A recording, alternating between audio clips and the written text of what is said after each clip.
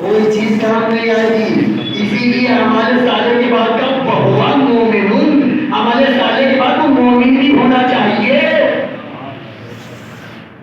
پھر اس آیت میں اس کا تھوڑی سی جزا بتائی. فَلَنُحْيِيَنَّهُ حَيَاةً طَيِّبَةً. بس اگر وہ دونوں کام کر لے گا، ایمان بھی سنبھال لے، اعمال بھی سنبھال لے، فَلَنُحْيِيَنَّهُ حَيَاةً طَيِّبَةً، تو ہم اس کو دنیا میں بھی پاکیزہ زندگی دیں گے، حیات طیبہ دیں گے، گندگیوں سے صاف زندگی دیں گے. صلوات بھیجنے پر محمد اور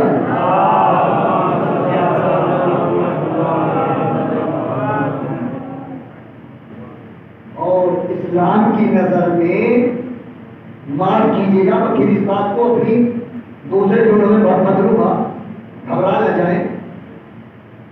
اسلام کی نظر میں طول حیات، بڑی عمر ہونا، لمبی عمر ہونا قابل عظمت نہیں ہے، لائق عظمت نہیں ہے. کم عمری قابل لائق پستی نہیں ہے، لائق توحید نہیں ہے. ممکن ہے چھوٹا عمل کر کے بڑوں پر برتری لے جائے.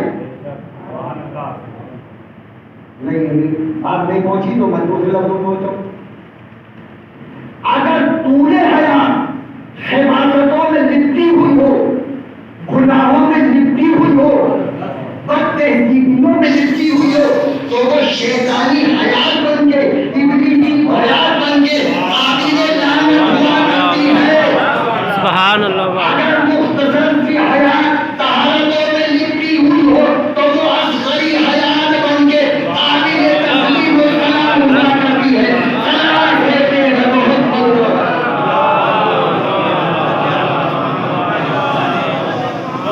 ہاتھوں کو اٹھا کر نعرے حیدری.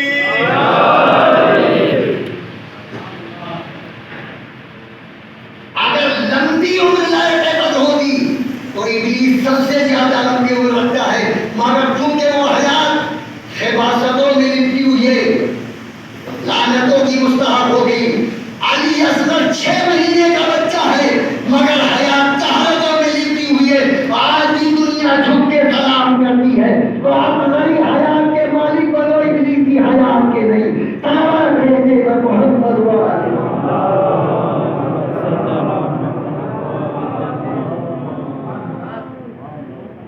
مگر عزیزوں اس بات سے کہیں کہیں غلط نتیجہ نکال لیا جاتا ہے.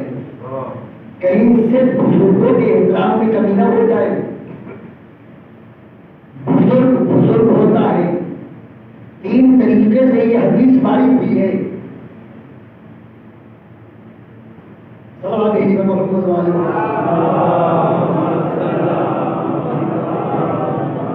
الشیخ فی القریۃ کالنبی فی الامۃ. بس اسی ایک بات کو میں نے 3 طریقے سے وارد ہوئی ہے. الشیخ فی القریۃ کالنبی فی الامۃ. پورا گاؤں میں وہی حیثیت رکھتا ہے، بزرگ اپنے گاؤں میں وہی حیثیت رکھتا ہے جیسے ایک نبی اپنی امت میں حیثیت رکھتا ہے. کسی بزرگ کے احترام میں کمی نہ کرنا. سلام بھیجنے پر محمد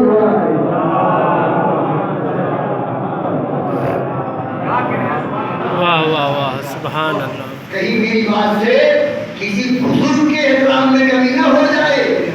بزرگ ہوتا ہے، خود ہوتا ہے. سبحان اللہ. واہ واہ. اور پھر بات کیا کریں تو سنا دوں. مرسل اعظم نے فرمایا من لم يعقل كبيرنا ومن لم يرحم صغيرنا فليس منا. جو بزرگوں کا احترام نہیں کرتا، چھوٹوں پر رحم نہیں کرتا، وہ ہمارے چاہنے والا ہو ہی نہیں سکتا. تو اپنے سماج میں دیکھیں کہ کون بزرگوں کا احترام کرتا ہے، کون مذاق بناتا ہے. جو بزرگوں کا مذاق بنا رہا ہے وہ پیغمبر کا چاہنے والا نہیں ہو سکتا. جو اپنے چھوٹوں پر ظلم کر رہا ہے وہ نبی کا چاہنے والا نہیں ہو سکتا. اس لیے کہ دونوں صفتیں پیغمبر نے بیان کی ہیں. من لم يعقل كبيرنا ومن لم يرحم صغيرنا فليس منا. ہم میں سے نہیں ہو سکتا۔ تو جو ایسا کرتا ہے انبیاء سے بچتا ہے، ہم اسے حیات طیبہ کہتے ہیں۔ میرے محبوب، اس حیات طیبہ کا فائدہ کیا ہے؟ میں تو آپ سے یہ بھی وعدہ نہیں کر سکتا کہ جو مضامین چھوٹ گئے پھر کبھی سناؤں گا، کیونکہ میں آپ دعوت نہیں دے رہا تو پھر مجھے بلائیے گا، میں وجہ سے نہیں بولتا۔ مگر آیت کے سارے مضامین چھوٹ گئے۔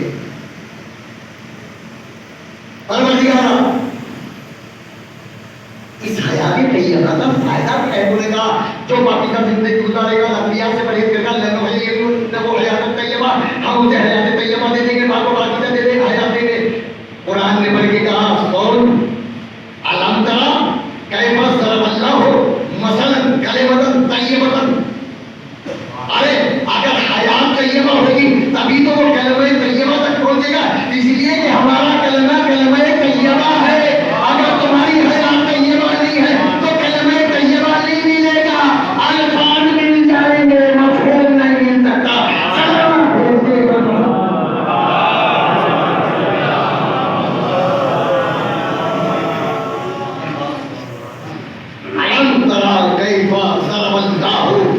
مثلا کلمۃ طیبۃ کشجرۃ طیبۃ۔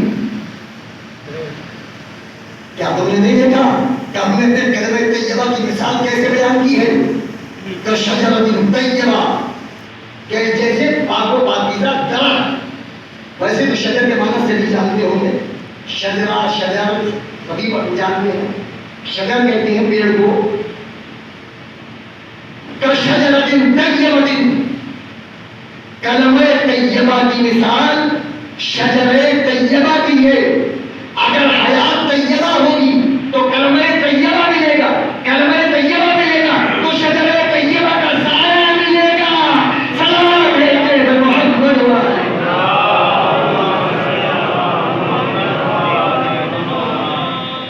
نہیں، ابھی شجر طیبہ پہنچا نہیں۔ شجر طیبہ یعنی پاک و پاکیزہ درخت۔ اس سلسلے میں مرسل اعظم کی حدیثیں بھی ہیں کہ شجر طیبہ کیا ہے، مولا کائنات کی حدیثیں بھی ہیں، امام حسن کی حدیثیں بھی ہیں، مگر میں تبرکاً ایک حدیث امام جعفر صادق علیہ السلام کی عرض کروں گا، کیونکہ یہ روایت جو میں بیان کر رہا ہوں الگ الگ لفظوں میں تعریف ہوئی ہے۔ کسی نے کہا، پیغمبر اکرم نے فرمایا کہ وہ شجر طیبہ پاکیزہ درخت ہم ہے۔ اب اس میں الگ الگ لفظیں ہیں، مگر تعلیم آل محمد نے یوں ارشاد فرمایا کہ اس شجر طیبہ کی بنیاد چند مرسل اعظم ہے، اس کا تنا حضرت علی ہے، اس کی شاخ شہزادی ہے، اس کے پھول حسن و حسین ہیں، اس کے پتے ہمارے شیعہ ہیں۔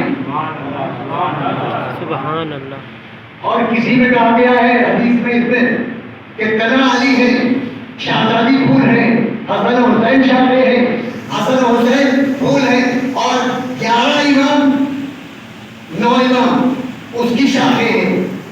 تین طریقے سے یہ 12 مفہوم سب کا ایک ہے کہ وہ شجر طیبہ سے مراد 14 معصومین ہیں۔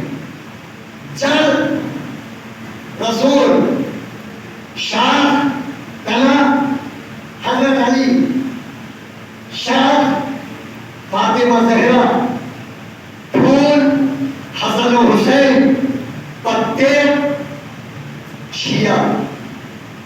جہاں جہاں بھی شیعہ ہے ایک سلامات بھیجتے ہیں، اور جسے اٹھنا ہے وہ شاید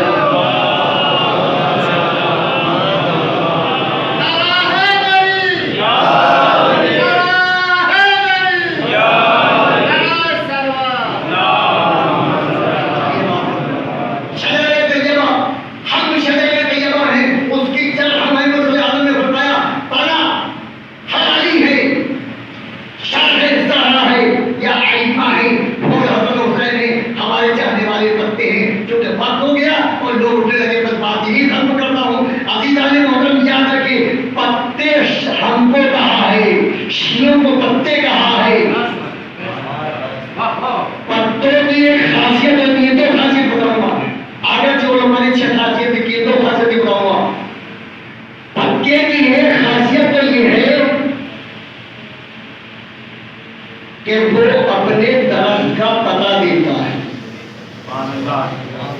آپ کشتی میں بیٹھے ہوئے ہیں, آپ کے سامنے باہر سے کوئی ایک پتا لے آئے کہ بتاؤ یہ کس چیز کا پتا ہے, آپ دیکھ کے بتا دیں گے یہ امرود کا پتا ہے. اور کوئی کہے گا نہیں تو جامن کا پتا ہے, تو سارے کے لیے جھوٹ بولا دکھتا نہیں ہے. یعنی پتے کی خاصیت یہ ہے کہ اسے درخت بتانے کی ضرورت نہیں ہوتی. پتا اپنی حیثیت سے, اپنی صورت سے, اپنی کیفیت سے, اپنی بناوٹ سے, اپنے رنگ سے, اپنے چہرے سے اپنے درخت کا پتا دیتا ہے. سبحان اللہ. نہیں پہنچے عزیزوں, آپ ہیں شجر طیبہ کے پتے, تو کسی کو پوچھنے نہ پڑے کہ کس مذہب والے ہو, ہماری سیرت بتائے کہ آل محمد والے ہیں, ہماری مقصد بتائے کہ آل محمد والے ہیں, ہماری رضا بتائے کہ آل محمد والے ہیں. آسان میں ایک بھی ہو تو پہچان آ جائے کہ کون سے درخت والے ہیں. سلوات محمد صلی اللہ علیہ وسلم.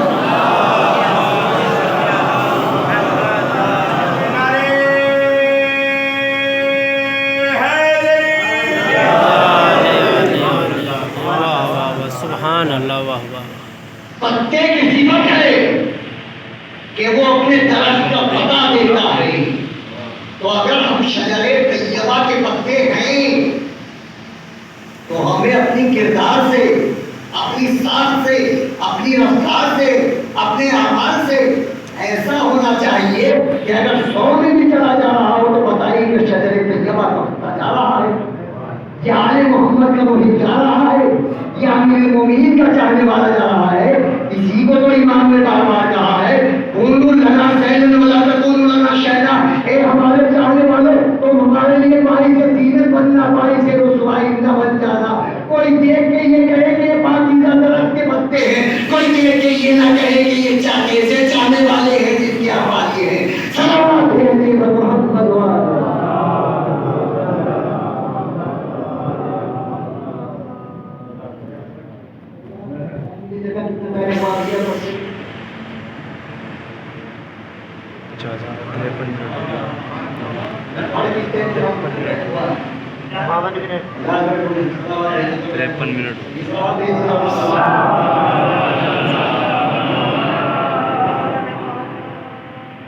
ایک دوسری صفت اللہ محمد علی نے اس کی 6 صفتیں لکھی ہیں, مگر 2 صفتیں بیان. دوسری صفت, پتا زندگی کہاں سے حاصل کرتا ہے؟ جڑ سے. کہاں سے زندگی ملتی ہے اس کو؟ جڑ سے. لگا کہاں رہتا ہے؟ لگتا کہاں ہے؟ شاخ پہ. زندگی جڑ سے ملتی ہے, چمٹتا شاخ سے ہے. پتا زندگی جڑ سے حاصل کرتا ہے, چمٹتا کس سے ہے؟ شاخ سے. اب ہمیں کوئی یہ نہ کہے کہ جڑ تو رسول ہے, آل محمد تو شاخیں ہیں, آپ جڑ کے قریب کیوں نہیں جاتے؟ ہم کہتے ہیں شاخوں ہی کے ذریعے سے جڑ کو زندگی دیتی ہے. اگر شاخ درمیان سے ہٹ جائے تو زندگی نہیں ملتی. بات نہیں پہنچی. آن کا بات ہے, پتے شاخوں سے چمٹے ہوئے لگے ہوئے ہیں. کچھ پتے مغرور ہو گئے, مزاج میں بزرگی آ گئی, تکبر آ گیا. شاخوں سے کیوں چمٹے؟ جو ہمیں حیات دیتی ہے چلے وہیں کیوں نہ چلے. شاخیں چھوڑ کے جڑ میں آ کے بیٹھنے لگے. شاخیں چھوڑ دی اور درخت کی جڑ میں آ کے جمع ہونے شروع ہو گئے. اور جیسے جڑ پہ آگے جمع ہونا شروع ہوئے, تھوڑی دیر میں رنگ بدلنے لگا, چہرہ بدلنے لگایا, حیات منتقل ہونے لگی. شام تک تم آ گئے, اگلے دن مرجھا گئے, 3 دن کے بعد مردہ ہو گئے.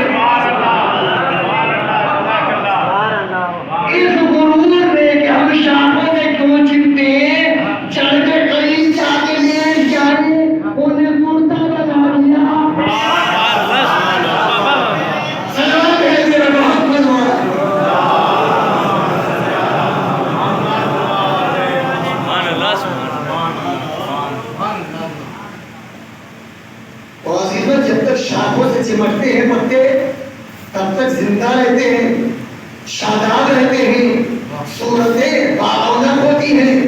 جب شاخ چھوڑ کے جڑ سے چمٹنا چاہتے ہیں تبھی وہ مردہ ہو جاتے ہیں, مردہ کہلاتے ہیں, مردہ. اور آگے بڑھوں, اس سے پہلے تو پتہ نہیں بچوں نے یہ دیکھا ہوگا نہیں, لیکن ہم نے وہ منظر دیکھا ہے کہ جب باغوں میں یہ پتے سوکھ جاتے تھے تو ہواؤں کے تھپیڑوں سے کبھی ادھر کبھی ادھر کبھی یہاں, اور جب زیادہ سوکھ جاتے تو بھٹی والا آتا تھا, چنے پھولنے والا بہت اونچا, وہ سب کو سمیٹتا تھا, اکٹھا کرتا تھا. کہاں لے جا رہے ہو؟ کہیں آگ میں ڈالنے کے لیے, جالیں چلانے کے لیے. کیوں چلا رہے ہو؟ یہ تو چڑھ میں آ گئے کہ ان کی خطا تو یہی ہے کہ یہ شام کو چھوڑ کے آ گئے ہیں.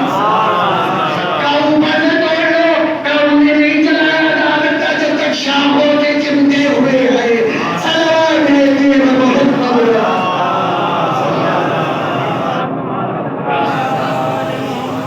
تو جو شاخوں سے چمٹتا ہے وہ نہیں جلتا, جو شاخوں کو چھوڑ دیتا ہے وہی جلتا ہے. سلام بھیجیے محمد.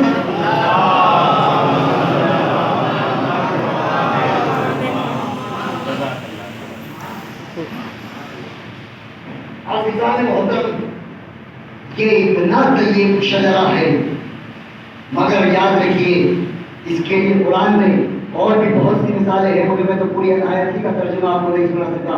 اس کے لیے شرط لگائیے, لغویات سے بچیے, حیات کو پاکیزہ بنائیے, کلمہ طیبہ کو دل میں اتاریے, تب جا کے شجر طیبہ سے متمسک ہو سکیں گے. شجر طیبہ ایک صفت قرآن نے بتائی ہے, وہ صفت سن لیجیے اور بات تمام. قرآن کریم نے شجر طیبہ کی صفت بتائی ہے. اصلها ثابت, اس کی جڑ زمین میں ہے. وفرعها فی السماء, اور اس کی شاخیں آسمان میں ہے. یہ صفت کیوں بتائی کہ اس کی جڑ زمین پر ہے, شاخیں آسمان میں ہے. اگر یہ صفت نہ بتائی ہوتی نا تو مفسرین, کتنے مفسرین کسی بھی کانٹوں دار چھالی کو پکڑتے اور اس کے سائے میں بیٹھ کے کہتے یہی تو شجر طیبہ ہے, یہی تو پاکیزہ درخت ہے. لیکن اب اگر وہ کسی چھالی کو بھی پکڑ کے سایہ لینا چاہے گا تو قرآن کہے گا پہلے اس کی جڑ زمین میں اور شاخیں آسمان میں دکھاؤ تو تب شجر طیبہ مانیں گے. اور اگر کوئی ہم سے کہے کہ تم شجر طیبہ دکھاؤ تو ہم ادھر ادھر کو لے جائیں گے, کعبے میں لے کے جائیں گے کہ آؤ کعبے میں آؤ, رسول کھڑے ہوئے ہیں, علی کاندھوں پر ہے, علی سے معلوم کیا گیا اے علی اپنے کو کہاں پا رہے ہو, کہ چاہوں تو آسمان کے ستاروں کو چھوڑ لوں. سلام محمد.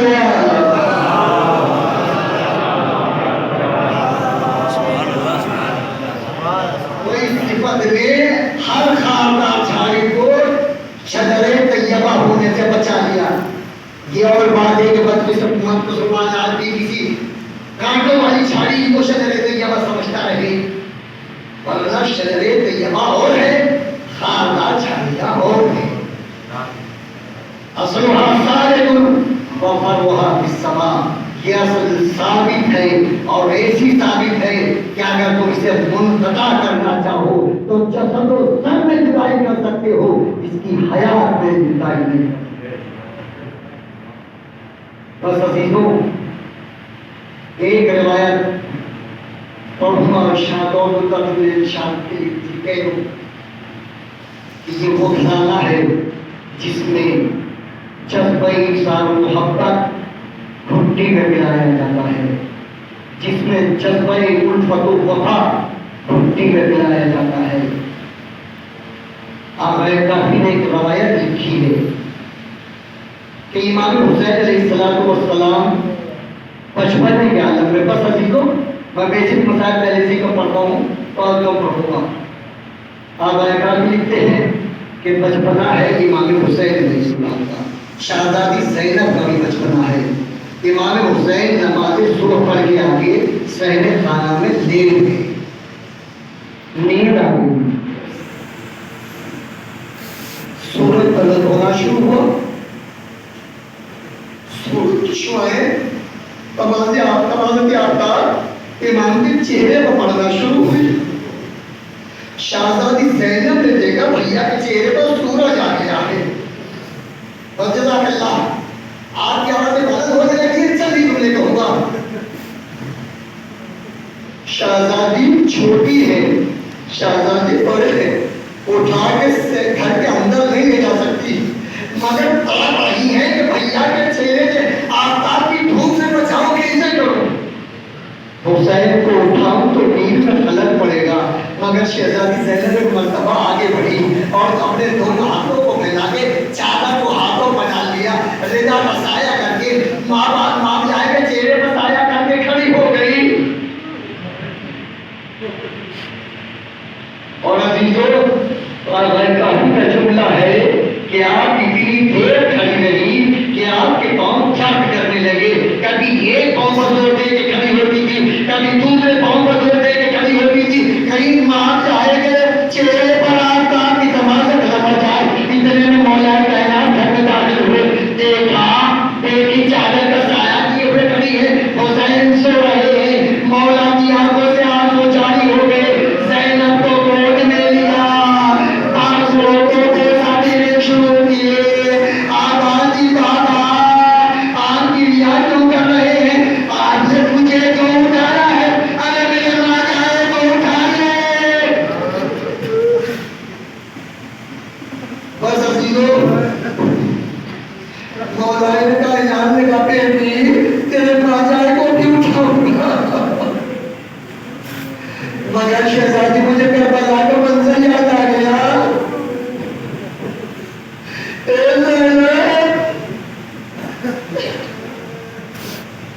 आज तेरे सर पर चादर थी, तूने उसे इसके सर पर साया कर लिया।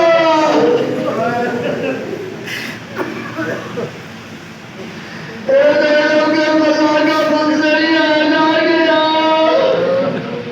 जब तेरा राजा आएगा जनाजा, उधर का जनाजा बेगों का बस करबला का मैदान में पार होगा।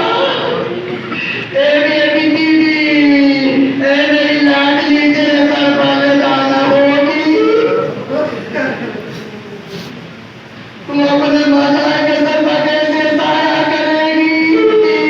अजीजों वो मुंजर आया, उधर का जनाजा करबला में बीवियां को बर्बाद होके ले जाई जाने लगी।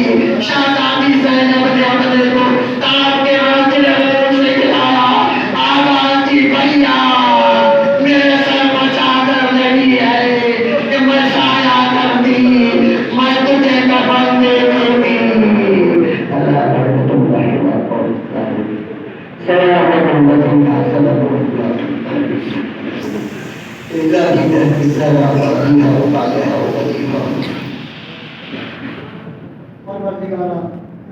तो हम सबको दीन फहमी और दीन पर अमल करने की तौफीक, परवरदिगारा, तो हम सबको